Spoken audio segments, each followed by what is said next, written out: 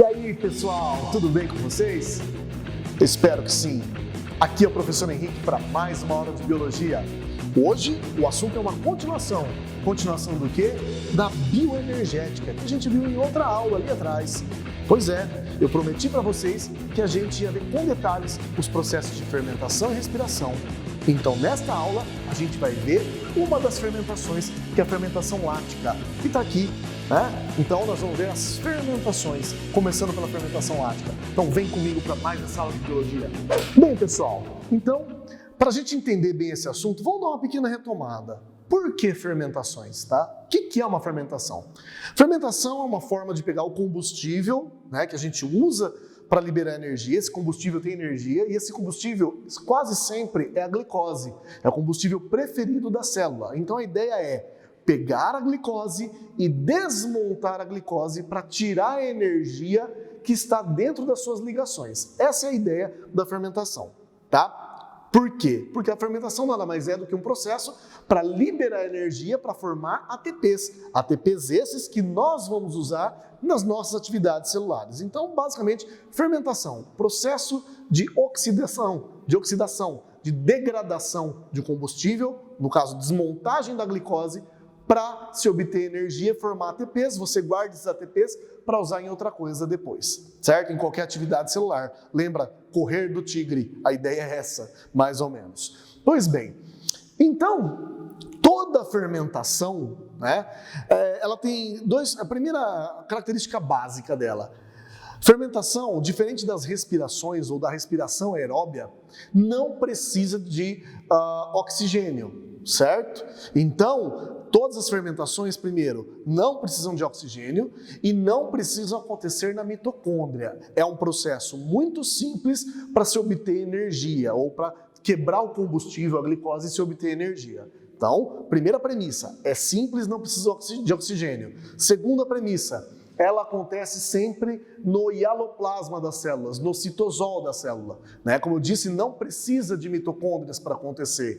Então, acredita-se que a fermentação, por ser simples e não precisar de uma organela especializada para acontecer, nem de oxigênio, tenha sido o primeiro tipo de mecanismo de obtenção de energia que surgiu nas células, lá no princípio, na origem da vida, tá? Inclusive, acredita-se que ela surgiu antes da respiração celular. Então, esse é um processo mais básico e mais simples. Nossa, professor, mas já estou dando uma olhada na lousa e para mim não parece ser muito básico isso.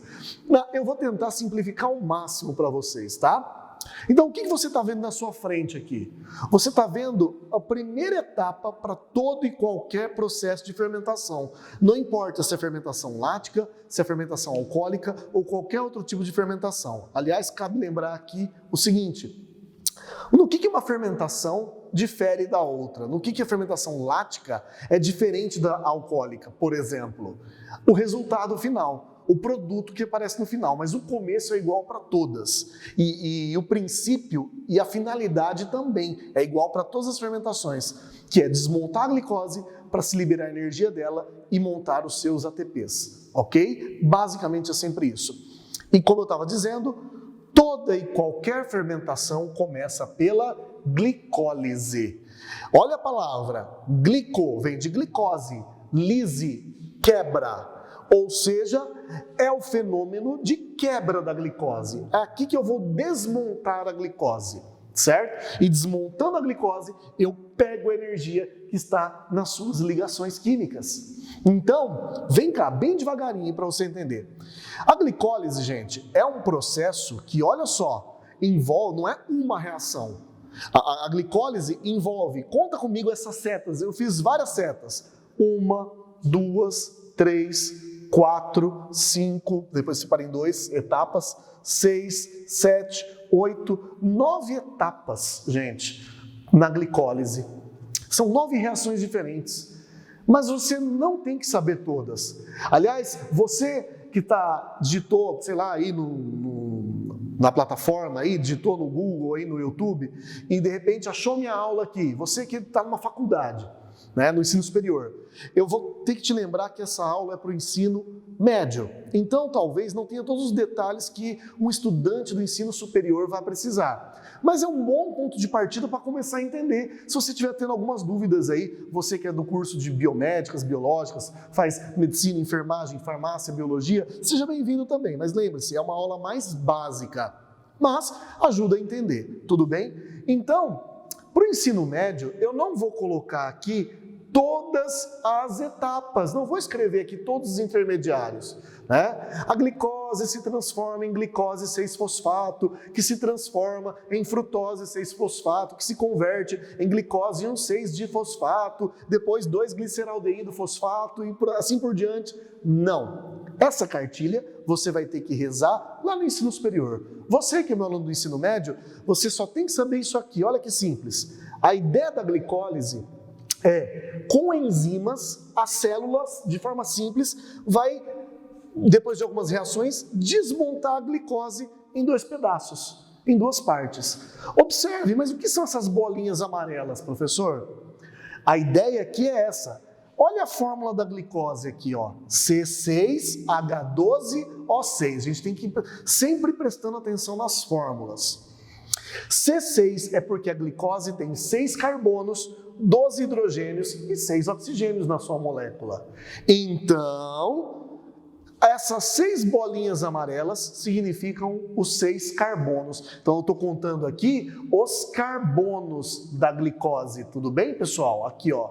Então, 1, 2, 3, 4, 5, 6 carbonos, C6. A ideia é lá na frente, vem aqui comigo, ó, depois de acabada a glicólise, e a glicólise acaba aqui, eu desmontar a glicose em 2 horas. Se a glicose tem 6 carbonos e eu dividir ela no meio, quebrar em 2 partes, quantos carbonos vai ter em cada uma das partes? 3, né, gente? Então eu formo 2 moléculas de 3 carbonos cada. Essa molécula que se forma da quebra da glicose se chama ácido pirúvico. Então, a primeira coisa que você tem que saber da glicólise é que a glicose é quebrada em 2 frações de 3 carbonos cada uma. A glicose tem 6, quebra em 2, uma de 3, outra de 3, chama-se ácido pirúvico. Tudo bem? Ótimo. Segunda coisa que você deve saber sobre esse processo. Para começar a fazer a glicólise, você precisa gastar ATP. Ou seja, você põe um e depois põe outro ATP. Você gasta 2 ATPs no processo. Mas espera lá, professor. Você falou para mim em algum momento, que eu me lembre, que isso tudo a gente estava fazendo para ganhar ATP. Para ter mais ATP, ter energia para formar e guardar ATP, não para gastar ATP. E aqui eu já começo logo de cara já gastando, eu quero ganhar ATP, não quero desperdiçar, não quero gastar ATP. E você tem razão. Esse processo é para você ganhar, não para gastar ATP.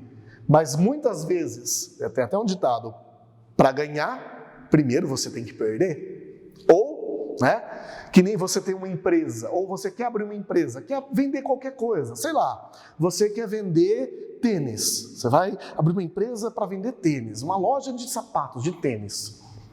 Bom, o que você vai fazer no primeiro momento? Você fala, bom, eu quero ganhar dinheiro, vem e compre meus tênis. Como se você não tem tênis para vender? Então, no primeiro momento, você vai ter que comprar um estoque de tênis, contratar funcionários, equipar a loja, dentre outras coisas, né? Pagar uns impostos aqui e ali, pegar um alvará aqui e ali, para depois começar a vender e ganhar.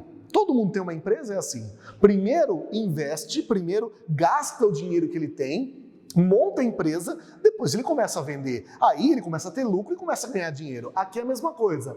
Primeiro eu preciso investir, pegar 2 ATPs que eu tenho, por glicólise, cada glicólise é 2 ATP que vai embora, e gastar esses ATPs, colocar energia no processo, porque lá na frente eu vou mostrar para vocês que nós vamos ganhar e vai valer a pena, certo? Um outro exemplo que eu dou é um fósforo, né? Que eu poderia inclusive pegar aqui para mostrar para vocês. Pois bem, pessoal, acender um fósforo também dá a mesma analogia aqui da glicólise. Esse fósforo tem energia dentro dele, senão ele não queimaria, certo?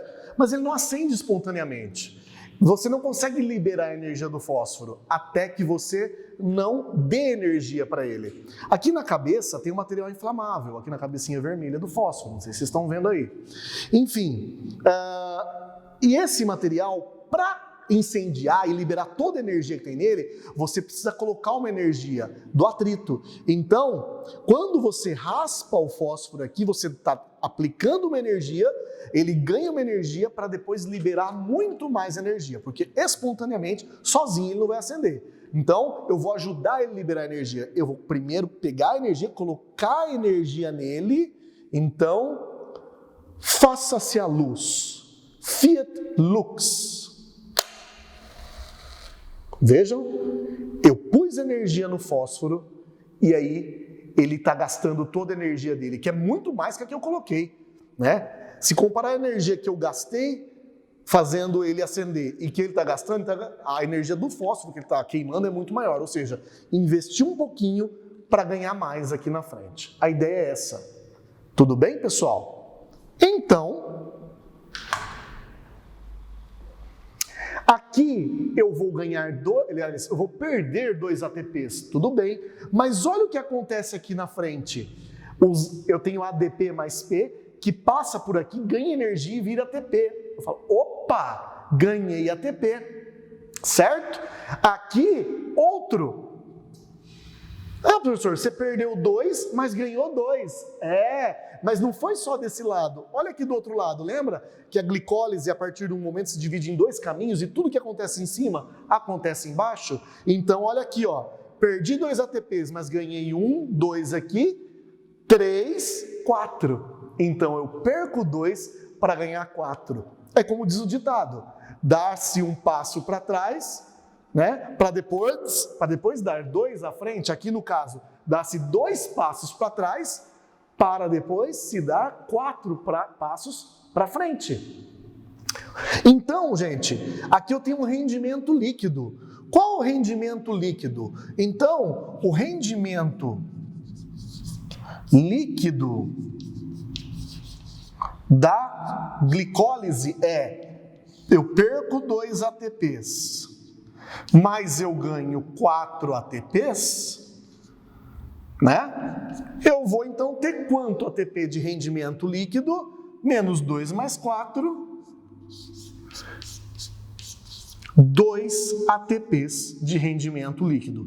Então, a cada glicose que eu desmonto pelo fenômeno da glicólise, eu ganho 2 ATPs de energia. Olha que interessante. Beleza, pessoal? E aí, aqui no final, eu vou obter essa molécula aqui, que se chama ácido pirúvico, ou 2 delas, né? Que eu falei que eu quebro a glicose em 2 partes. Tudo bem? Só que olha a fórmula do ácido pirúvico, C2H3OCOOH. Nossa, professor, que fórmula! Pois bem, na química orgânica, um ácido orgânico a gente representa desse jeito. Mas para simplificar, não conta para o seu professor de química não. Isso aqui não é uma aula de química, a gente não precisa de todo esse rigor não. Vem aqui comigo, na biologia tudo é mais fácil, tá?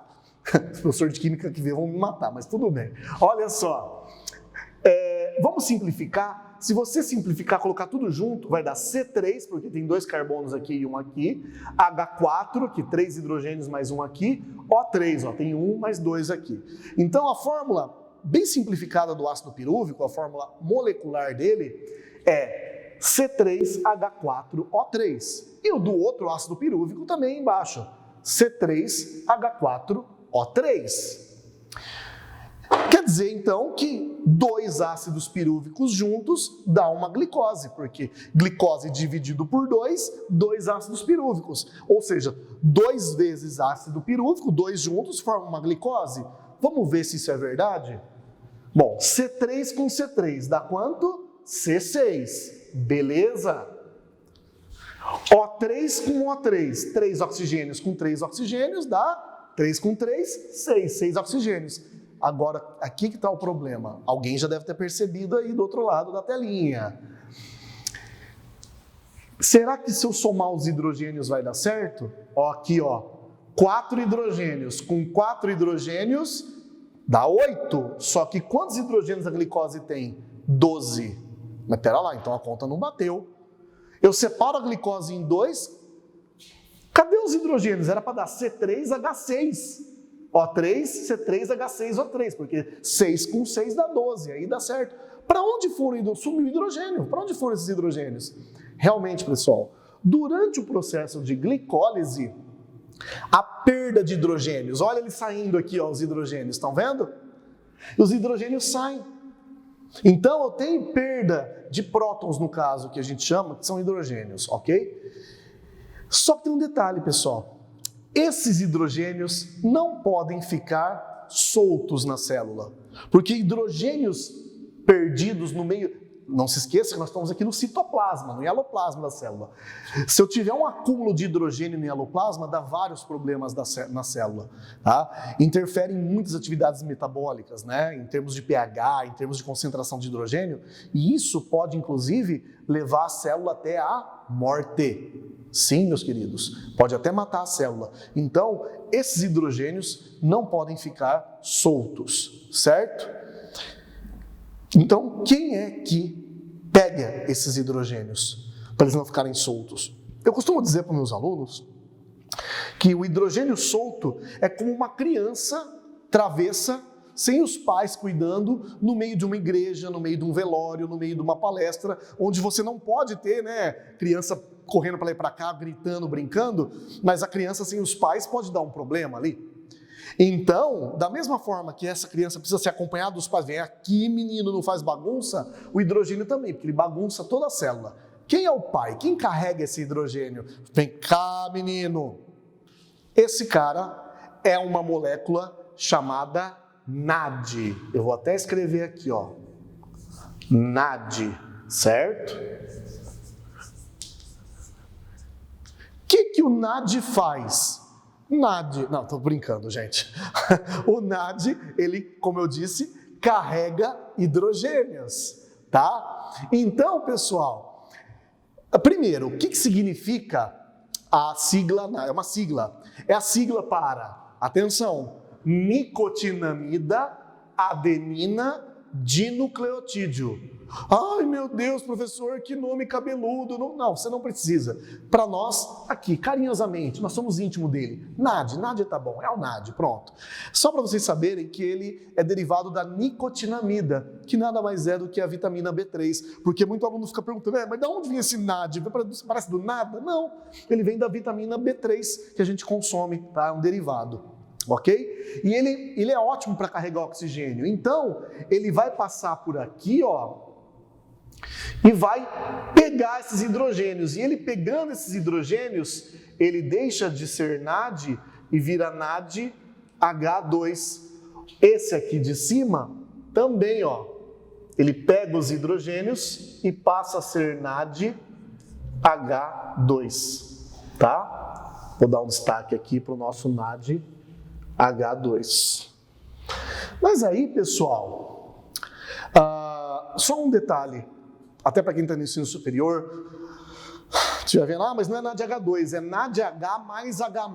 Tá bom, eu sei, tá? É que o outro hidrogênio não se liga ao NAD, na verdade não é 2 hidrogênios que se ligam exatamente, um fica orbitando ali, tudo bem, tá? É só um, mas para fins de ensino médio, para a gente não errar os cálculos, imagine que o NAD cada NAD pegue 2 hidrogênios. Então, os 2 que saíram aqui, o NAD pegou, e os outros 2 que saíram aqui, o NAD pegou. Certo? Que eram 4 hidrogênios perdidos na hora que eu separo os 2 ácidos pirúvicos, né, a glicose em 2, estava faltando 4 hidrogênios pela conta que a gente fez aqui, tá? Beleza. E agora? Agora tem um problema. Tá, mas não resolveu tudo? Ainda não. Porque esse NAD não pode ficar segurando hidrogênio por toda a vida. Porque vai ter outra glicólise daqui a pouco, vai entrar outra glicose aqui, vai acontecer a mesma coisa com ela, e esses NADs não são infinitos, eles têm um limite. E assim, para eles continuar pegando hidrogênios e cuidando dos hidrogênios, eu tenho que dispensar esses hidrogênios que estão aqui, eles já estão cheios, então ele precisa deixar esse hidrogênio com alguém, esses 2 hidrogênios em algum lugar, para voltar e pegar mais hidrogênios numa próxima glicólise que vai ter. certo? É como uma mãe que já está cuidando de 2 filhos, fala, nossa, e ela tem mais filhos para cuidar, fala, meu Deus, o que eu faço com as crianças? Os outros estão fazendo bagunça lá. Ah, já sei, eu vou dar para o pai delas, que também ajudou eu a fazer esses filhos, na verdade. Então, ó, toma que os filhos são teus, tá aqui, ó, que eu vou lá cuidar das outras crianças. O NAD vai fazer a mesma coisa. O NAD vai pegar essas 2 crianças dele, que são os hidrogênios que ele está segurando aqui, e vai dar para alguém. Agora vem comigo aqui para saber o final dessa história. Então, pessoal, o NAD agora vai entregar seus hidrogênios para ele ficar livre de novo para pegar mais hidrogênios. E para quem que ele vai entregar? Para o pai das crianças. Quem que era o pai das crianças? Era a glicose, o pai dos hidrogênios. Era com ela que estavam os hidrogênios. Mas conforme eu quebrei a glicose, né? Eu fui quebrando a glicose, esses hidrogênios saíram. Mas então com quem deveriam estar esses hidrogênios, então, originalmente? Com o ácido pirúvico. Então é exatamente isso. Agora o NADH2 vai entregar os seus hidrogênios para o ácido pirúvico de volta. Tipo, toma que o filho é teu. Então ele vai vir aqui, ó, pessoal, ó. Ele vai entregar os hidrogênios que ele estava carregando para o ácido pirúvico e se ele deixa os hidrogênios, ele volta a ser NAD. E o outro aqui, mesma coisa. Ele vai vir aqui e vai entregar os seus hidrogênios para o ácido pirúvico e volta a ser NAD novamente. Tá, ele volta a ser NAD, ele vai fazer o que da vida? Ele vai voltar lá, ó, e vai fazer a função dele, que é ficar pegando hidrogênios para eles não ficarem perdidos aí numa próxima fermentação, numa próxima glicólise que tiver. Esse aqui também, ó, ele vai voltar lá, ó, e vai continuar pegando hidrogênios para uma próxima fermentação. E quando o ácido pirúvico recebe 2 hidrogênios, ele deixa de ser ácido pirúvico e se transforma em ácido lático, tá? Cuja fórmula é a mesma do ácido pirúvico, mas com 2 hidrogênios a mais. Para a química orgânica, como é um ácido orgânico, a fórmula é C2H5OCOOH. Mas, para simplificar, aqui na aula de química mesmo, então vamos lá, ó, C3H6O3. O de baixo é a mesma coisa, C3H6O3. Diferente do ácido pirúvico, que é C3H4. Com 2 hidrogênios a mais, fica H6. E esse é o ácido lático, tá? Se você fizer a soma de 2 ácidos láticos, dá certinho uma glicose, né? C3 com C3, C6 da glicose, H6 com H6, H12 da glicose, O3 com O3, O6 da glicose. Então agora sim, fechou a conta. Isso tudo a glicólise, mais esse finalzinho que a gente chama de redução do ácido pirúvico, ele está sendo lá da química reduzido, está ganhando hidrogênios e elétrons. Então eu estou dando hidrogênios para o ácido pirúvico, eu estou reduzindo o ácido pirúvico a ácido lático. Então esse processo como um todo, tá? É o que eu chamo de fermentação lática, porque o produto final dessa fermentação é um ácido lático, ou 2 ácidos láticos a partir de uma única glicose, tá? Então, Ricardo, dá um grau aí na câmera para tentar mostrar todo o processo aqui, ó, né, daqui para cá, mostrando toda a fermentação, agora sim como um todo, né, como que ela começa, como que ela termina aí para o aluno ver. Então, o que nós temos aqui, pessoal? Um resumo do processo, tá? A equação resumida da fermentação lática, com seus reagentes, ou seu reagente no caso, que é a glicose, e os seus produtos. Vamos ver quem é quem aqui, comparar lá com todo aquele esquema que a gente fez ali atrás. Então, nós temos aqui como reagente o combustível, né? Quem entra? A glicose, uma molécula de glicose. Vamos ver isso daqui, ó, é quem entra aqui, ó. Olha ela aqui, ó, olha a glicose aqui, ó. Ela entrando aqui, ó, tá? Vai acontecer um monte de coisas e eu vou concluir com o quê? Com o que eu termino, ó? Com 2 moléculas de ácido lático. Tá aqui, ó, 2 ácido lático. Essa é a fórmula, a maneira formal, né, química, né, de escrever ácido lático, tá 2 ácido lático. Mas o que eu ganhei lá, que eu falei que tudo isso não era para formar ácido lático. Todo esse rolê aqui era para formar ATP, para eu ganhar energia. No caso, quantos ATPs eu ganhei? 2.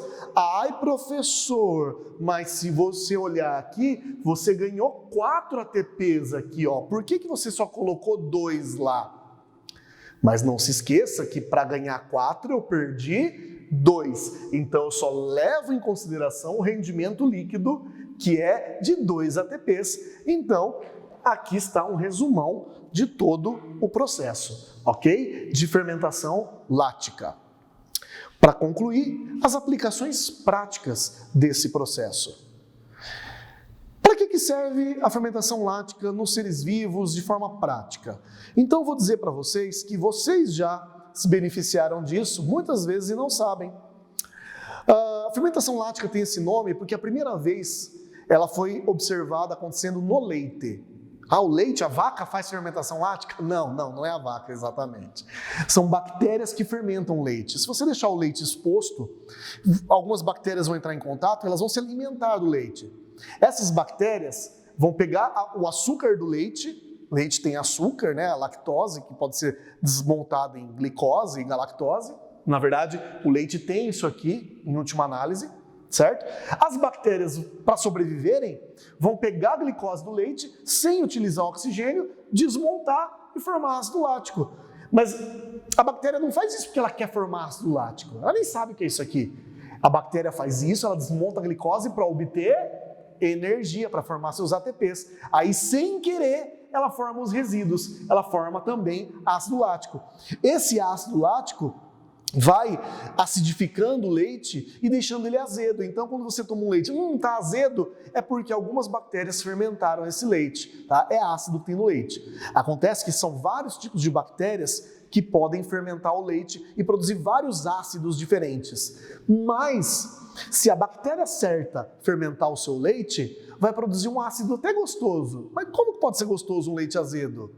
Você provavelmente já tomou leite fermentado, daquela marca, que eu não vou citar o nome, ninguém está patrocinando meu canal ainda, mas daquela marca que todo mundo conhece, né? Que tem lactobacilos vivos. Então, aquilo é um leite fermentado. O que são os lactobacilos vivos? São bactérias, as corretas, né? As bactérias certas, que fermentam a glicose do leite, né? E produzem ácido lático, aí fica um leite azedinho. Mas depois dessa fermentação, né, o leite com ácido lático misturado nele, eles ainda adoçam, eles colocam açúcar. Então você pode ver que aquele leite fermentado do frasquinho pequenininho, ele é azedinho e docinho ao mesmo tempo. E aquelas bactérias, você toma aquilo, não é só porque é gostoso, é porque elas fazem bem para a sua flora intestinal. Tá? E não só isso, se você deixar o leite fermentar mais um pouco, ele vai ficar tão ácido que as proteínas do leite, por causa do acúmulo de ácido lático, vai derrubar o pH e a proteína do leite, a caseína, vai coagular. E aí o leite vai talhar. O leite talhado é um leite que foi azedado, cheio de ácido lático. Mas aquele talho você pode usar para fazer coalhada, iogurtes, queijos, ou seja, a gente usa a bactéria certa no leite, ela faz a fermentação lática no leite, produz o ácido lático e a partir daí a gente pode obter diversos produtos, diversos derivados a partir do leite, como eu citei, o leite fermentado, alguns vegetais também, o repolho azedo, o chucrute, né, o picles, muitos deles são fermentados dessa forma, né, colocado a bactéria certa, por isso que esses vegetais aí, o picles, por exemplo, é azedinho, porque tem um ácido lático ali, né, no chucrute e tal, um ácido lático que dá esse sabor diferenciado para esse alimento, além dos derivados do leite, como eu falei, o queijo, iogurtes, coalhada e etc. Mas tem mais uma coisa, você que está aí do outro lado, faz fermentação lática. Você aí do outro lado, como eu faço, sim. Você aí do outro lado, você obtém energia a partir da respiração celular. que é um processo que a gente vai falar em outro momento, mas que usa oxigênio. Mas se faltar oxigênio ou se você precisar de muita energia, o seu corpo, suas células também é capaz de fazer essa fermentação lática. Sim, isso é muito comum em atletas. Atletas que precisam gastar muita energia, um maratonista, alguém que corre muito, alguém que está gastando muita energia numa atividade física, e só a energia da respiração muitas vezes não é suficiente. Então, ao mesmo tempo, além da respiração que é feita na mitocôndria, ocorre a fermentação lática no hieloplasma das células. Resultado, dá uma energia a mais. Vem a energia que vem da respiração e vem a energia aqui, ó, os ATPs que vêm da fermentação lática. O grande problema desse processo é que, como resíduo, eu produzo ácido lático. E esse ácido lático nos músculos, muitas vezes nas células, pode provocar um incômodo, pode provocar dor, fadiga muscular. E há quem defenda que o ácido lático, depois de uma atividade física muito intensa, você acabou fazendo também a fermentação lática, além da respiração. Então, depois de uma atividade física muito intensa, há ainda quem defenda que o ácido lático é um dos vários causadores do processo de cãibra. Tá? Isso é discutível, mas há quem diga isso. Então, por isso que muitas vezes você vê um maratonista chegando, depois de final de uma corrida, de uma maratona inteira, 42 quilômetros, ele chega chorando, de emoção? Não, muitas vezes é de dor, infelizmente, porque os músculos estão doendo, além da fadiga muscular extensa, tal, tem também um acúmulo de ácido lático que promove esse incômodo, tá? Então, lembre-se, na falta de oxigênio ou na necessidade de se obter mais energia, as células dos animais também podem realizar a fermentação lática para obter um tiquinho a mais de energia, 2 ATPs de energia aí. Não é muita coisa, mas é uma energia a mais. Tudo bem, pessoal? Então lembre-se, fermentação lática, leite fermentado, iogurtes, coalhadas, queijos, picles e nas células dos animais, quando há um esforço físico muito grande, uma necessidade, uma demanda energética grande ou falta de oxigênio. No mais, era isso, pessoal. Essa foi a aula de fermentação lática. Espero que vocês tenham gostado, espero que vocês tenham entendido. Não deixem de ver as próximas aulas que eu vou falar de fermentação alcoólica e de respiração. 2 assuntos que têm tudo a ver com esse que a gente falou hoje. No mais, um forte abraço e até mais. Tchau, tchau!